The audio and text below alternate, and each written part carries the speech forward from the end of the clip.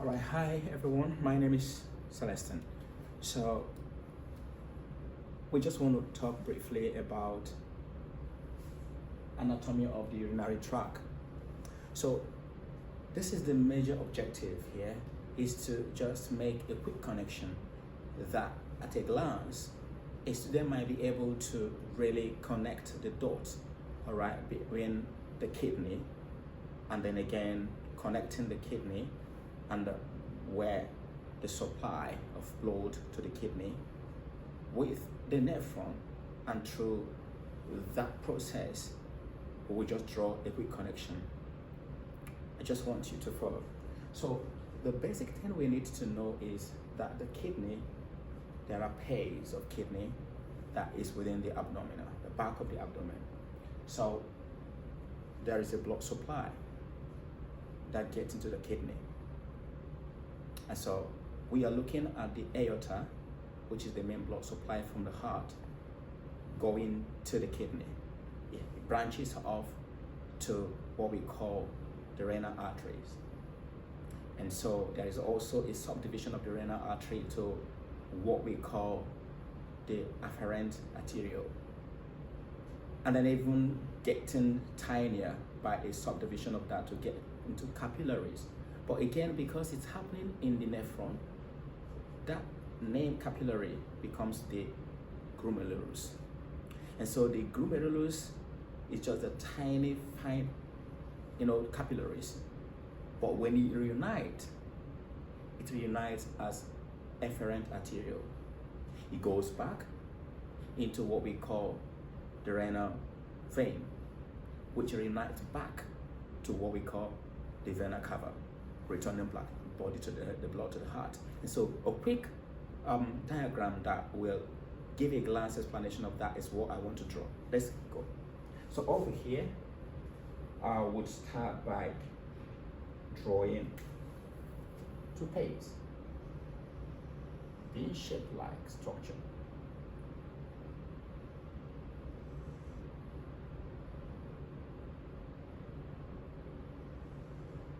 Yeah, so I'll do the same this way.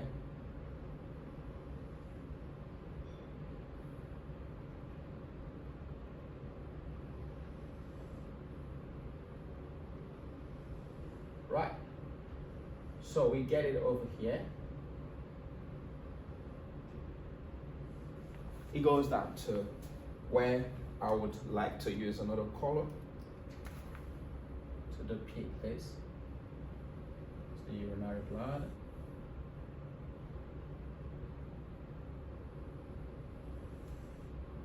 Okay. So, this way. And then, okay, so we come over here. There is blood that flows right from this place. We call it, so it branches off here and branches off here to the left and the right kidney, comes back and goes in joining back this way, right? And so we call this one the aorta. This is called the aorta. And where it branched off to the kidney, we call it renal artery. The renal artery. Oh yeah? So we look at the second blood supply. We use blue for that.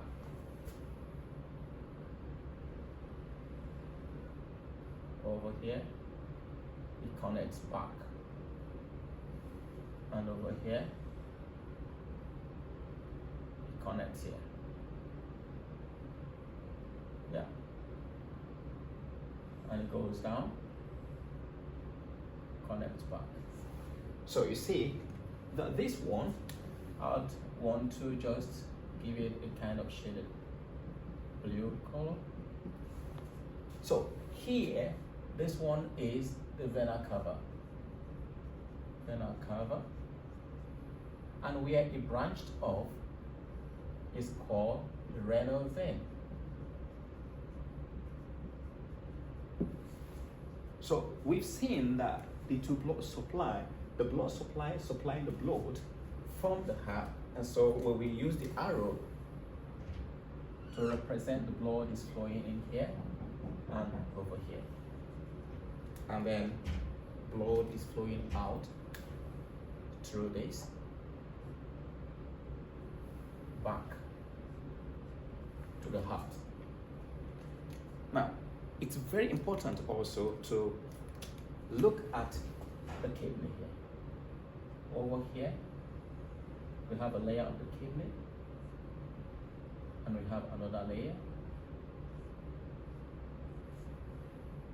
over here.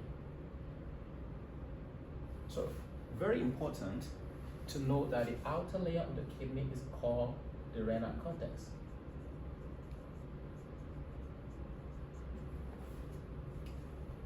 Below that layer, we have what we call the medulla.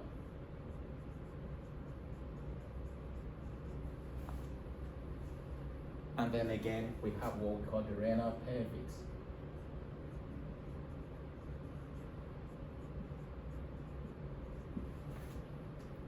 All right, so this is it. Then again, we know that the renal pelvis leads to what we call the ureter, and then to the urinary bladder.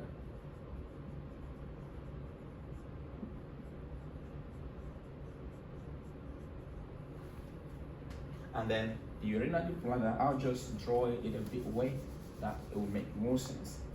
So it should be this way. So we've got the urinary bladder, which sends on to or transporting to, which is called the urethra. Urethra.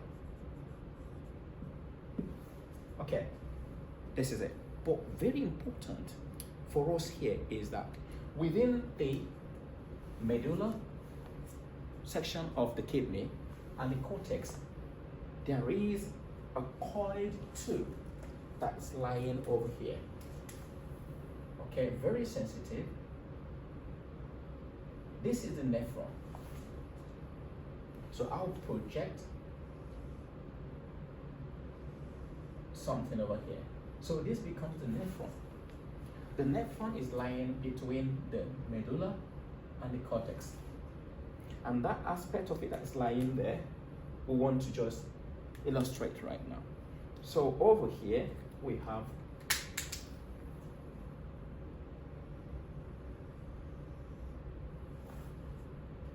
right.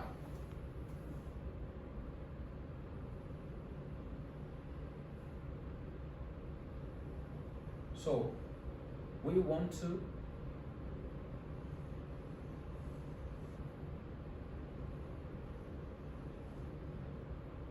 okay. So again, come up here, go over here, go up,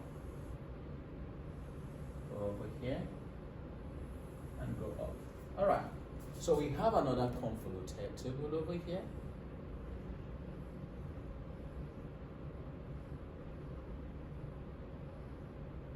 Which leads to a collecting tube.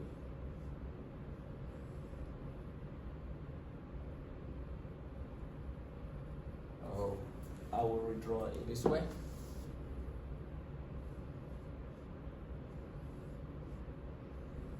Okay. So over here we have collecting tube. Right. Now, again, remember, coming over here, we know that the aorta redivides to renal artery, and once it gets here, it's also divided into what we call the afferent arteriole. So we see denoted by, so extension of the blood vessel flows in here,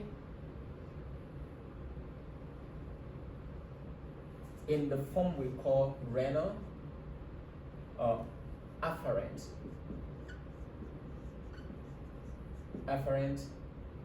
arteriole, and that afferent arteriole redivide into a couple of tinier blood vessel, which is called the glomerulus. Glomerulus. And then when it reunites back here into what we call the efferent material. Efferent arterial. So the blood leaks through the efferent arterial. But remember that the blood comes in here through the afferent arterial. So the blood from the renal artery, I would say, connect over here to form this afferent arterial, which really divides into capillary. But this capillary is a modified kind of capillary that is known as glomerulus. And when it's done the filtration, ultrafiltration in this place, it leaves through a means of tube, which is called the efferent arterial. So this efferent arterial, we would just like, okay, it reunites and it goes back, remember, to this. Okay, it goes back to this. It might be this, it might be this, okay? Since we are looking at one kidney, let me not bring confusion by drawing it over here. So I will just rub this one off, okay? So we focus on the first kidney. So it goes back through this, back here to this place, connecting back to renal vein, and from renal vein to vena cava.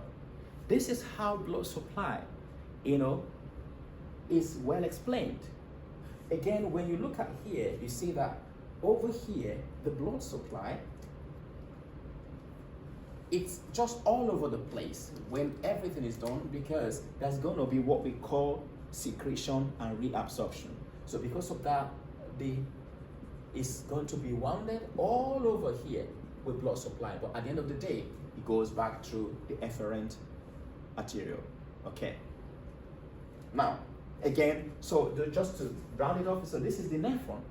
Okay. Each and every, I would call it cavity here lying between the medulla and the cortex is nephron. Once the filtration is done, it is sent to the pelvis, okay, which we call the renal pelvis. But however, what happens here is very important for us. I'll just take a quick look to what happened over there. So this is called the Bowman capsule. This is the Bowman capsule.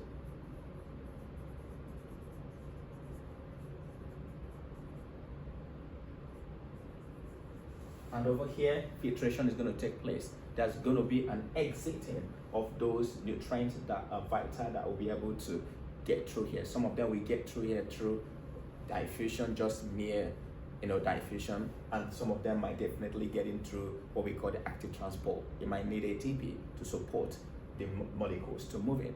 So erythrocyte and other strong, larger molecule will not be able to filter in here, and so they will get back to the blood vessels.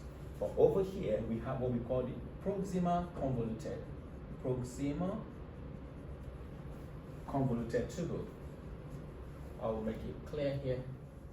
So from here, we have what we call the proximal convoluted tubule, right? And so there are many ions and molecules that will be absorbed here and also reabsorbed here and also secreted here. But from here, there's going to be a descension of the tubule here. We call it descending loop.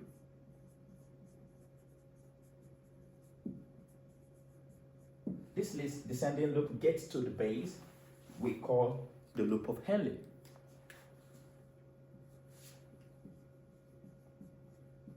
Loop of Henle.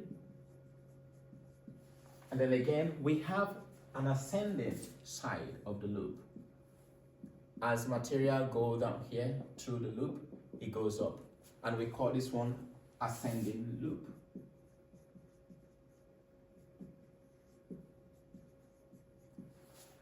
Then the ascending loop ends with what we call the distal convoluted tubule. Distal convoluted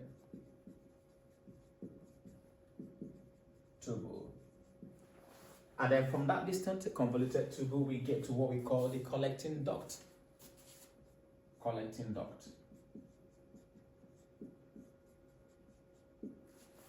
So from there, we definitely get to a point where the urine will be filtrated. But again, this tube connects to renal pelvis and from there to ureter. You can see here. So from this connecting duct, that is it.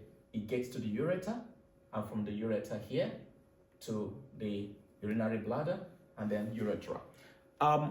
Next section, we're going to talk about what is filtered here, what is reabsorbed, and what is secreted. Right from the proximal convoluted tubule through the loop of Henle to the ascending to collecting duct. We are going to look at these things, and I will also talk about what about if the kidney malfunctions, what's going to be the disorder, what's going to be the infections, what is going to be the diseases associated with that. Are there any hereditary, connection to when we're talking about the diabetes, or are we going to talk about what is the function of the hormone that is really over here doing their job, like the antidiuretic hormone? Are we going to talk about that? So this is going to be for the next section. But again, I just wanted to make a quick connection between these diagrams so that when you see that, it's not going to be quite complicated because they are pieced together because they work together. Hope that this helps. Thank you so much.